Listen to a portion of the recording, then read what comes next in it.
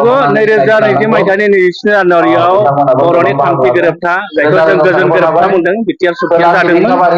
आरो बे सुक्तिया फैयै फैयै देग्लाय 2022 मायथाइनि 27 जानुवारियाव 2 बोसोर जानो थांगासिनो दङ। जों नुदों बिटिआर सुक्तिनि गेजेरजों जेसेबां जों दफा मोनबोनो हादोंमोन बेनि माखासे दफाया मावफुंजाबाय आरो दासिमबो गोनां माखासे दफाया मावफुंजायाखै। बे दफाफोरखौ थाबैनो मावफुंनो थाखाय दुलाराय बर' फरायसा आफादा जोङो दाबि खालामबोदों आरो दिनैबो जों दाबि खालामगोन जे आसाम सरकार आरो भारत सरकारा बिथांमोनाबो जोंनो खोथा होदों, कमिटमेन्ट होदों जे 2022 मायथाइनि गेजेरावनो बिटिआर सुक्तिनि मोनफ्रोमबो दफाखौ बिथांमोना मावफुंगोन होननानै जोंनो खोथा होदों आरो 2022 मायथाइया दिनै आगान होबाय आरो जोङो मोनसे आसाबादि जोङो मोनसे फोथायनाय दङ आसाम सरकार आरो भारत सरकारा जिखिनि दफाफोरा दाबो मावफुङाखै बेखौ मावफुंगोन होननानै जोंहा मोनसे फोथायनाय दङ आरो जोंहा मोनसे गोनांथार जोंनि दफायानो जाहैबाय जे बिटिआर सुक्तिनि जि मोनसे 3.1 बेवहाय सानजा फारसे गामि जोंहा सोदेरनाय बिश्वनाथ आरो सनितपुरनि गामिफोर हाबदेरनाय बाथ्रा दंमोन। 160 गामिखौ बिथांमोना सोदों। दा जिखिनि गामिया सोरनो बाखि दङ बे गामिफोरखौ थाबैनो सोनो थाखाय आं आसाम सरकारखौ खावलायदों आरो 6.3 जे मोनसे गोनांथार दफा बे दफायानो जाहैबाय जे बर' बिजोंनि जायफोर सरकारि जाय स्कुल दङ गुदि फरायसालिनिफ्राय लानानै गोजौ फरायसालिसिम बै फरायसालिफोरखौ 6.3 बायदियै उइदाउट एनि कन्डिशन बेफोरखौ सरकारि खालामनांगौमोन नाथाय आसाम सरकारा दाबो बे दफाखौ मावफुङाखै। बेखायनो बे 6.3 क्लजखौ थाबैनो मावफुंनानै बर' बिजोंनि जेंनाखौ सुस्रांनो थाखाय आङो दिनै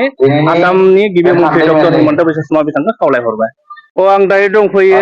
सनितपुर जिल्लानि मोनसे गोग्गोम दखरा आफाद थेलामारा दखरा दुलाराय बर' फरायसा आफाद आरो बिथांमोना दखरानि 38थि बोसोरारि थान्दै जखनथाय बेखौ सानसेनि हाबाफारि लानानै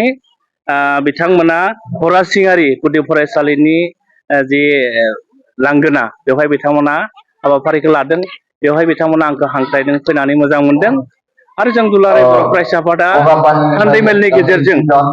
जों दुलाराय बर' फरायसा आफादनि जायफोर बिबानगिरिफोर दङ सोद्रोमाफोर दङ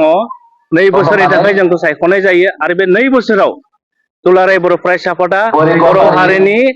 जिखिनि जोंनि सिनायथि रैखाथि आरो थामोनथाय बेनि थाखाय जेसेबां जों खामानि मावनांगौ बे 2 बोसोरनि गेजेराव जोङो बर' हारिनि जेंनाफोरखौ जों सुस्रांनो नाजायो। आं सानो दिनै थेलामारा दखरा दुलाराय बर' फरायसा आफादाबो बिथांमोननि थान्दै जखनथायनि गेजेरजों थेलामारा ओनसोलाव जेसेबां 32 गामि दं बे 32 गामिनि जायफोर जेंनाफोर दङ बे जेंनाफोरखौ सुस्रांनो थाखाय बिथांमोना थान्दै मेलनि गेजेरजों थांखि लागोन। आं सानो थांखि लानायनि उनाव बेखौ जुदि मोजाङै मावफुंब्ला थेलामारा ओनसोलनि जिफोर बर'फोर दङ बिथांमोननि जेंनाखौ जों सुस्रांनो हागोन होननानै जोंहा मोनसे आसाबादि। बिटिआर गोरोबथा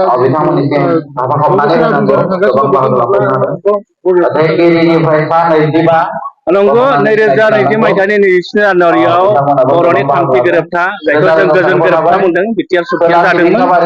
आरो बे सुक्तिया फैयै फैयै देग्लाय 2022 मायथाइनि 27 जानुवारियाव 2 बोसोर जानो थांगासिनो दङ। जों नुदों बिटिआर सुक्तिनि गेजेरजों जेसेबां जों दफा मोनबोनो हादोंमोन बेनि माखासे दफाया मावफुंजाबाय आरो दासिमबो गोनां माखासे दफाया मावफुंजायाखै।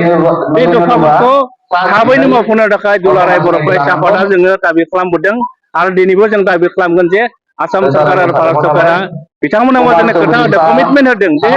2022 मायथाइनि गेजेरावनो बिटिआर सुक्तिनि मोनफ्रोमबो दफाखौ बिथांमोना मावफुंगोन होननानै जोंनो खोथा होदों आरो 2022 मायथाइया दिनै आगान होबाय आरो जोङो मोनसे आसाबादि जोङो मोनसे फोथायनाय दङ आसाम सरकार आरो भारत सरकारा जिखिनि दफाफोरा दाबो मावफुङाखै बेखौ मावफुंगोन होननानै जोंहा मोनसे फोथायनाय दङ आरो जोंहा मोनसे गोनांथार जोंनि दफायानो जाहैबाय जे बिटिआर सुक्तिनि जि मोनसे 3.1 बेवहाय सानजा फारसे गामि जोंहा सोदेरनाय बिश्वनाथ आरो सनितपुरनि गामिफोर हाबदेरनाय बाथ्रा दंमोन। 160 गामिखौ बिथांमोना सोदों। दा जिखिनि गामिया सोरनो बाखि दङ बे गामिफोरखौ थाबैनो सोनो थाखाय आं आसाम सरकारखौ खावलायदों आरो 6.3 जे मोनसे गोनांथार दफा बे दफायानो जाहैबाय जे बर' बिजोंनि जायफोर